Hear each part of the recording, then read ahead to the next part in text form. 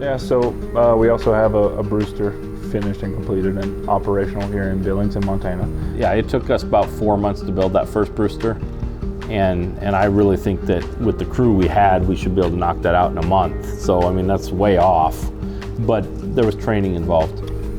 It's really, really similar to all the other ones, but eventually one of these days they will go in production mode, but right now each one's kind of like a prototype. And this one here especially, certain aspects were different because, you know, we're in Montana, we got to worry about winter.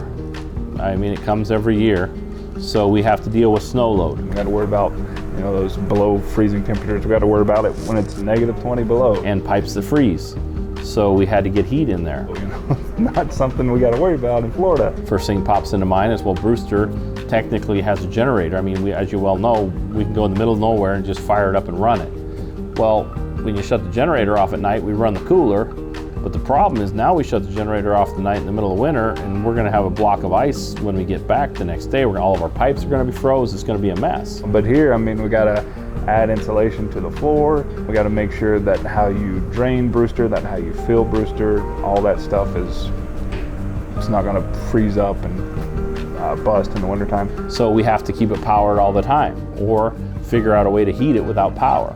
So we came up with a way to do that. We put the Aqua Hot in there, and it works really good. Quinton can tell you all about it. I'm not even going to touch on this. There are plenty of videos about the Aqua Hot. You guys can go watch those, but he hates it, but that's just because it's really hard to install. There's differences there, including a different type of water tank and waste tank that we use. So we can't go off, you know, past designs that Alan and Jesse and Pete and them have in Florida. We have to build our own from scratch. Those are the main changes that we had to go through on the Brewster. While it's essentially the same thing, there were some aspects that were different, but yeah, we have a Brewster completed now.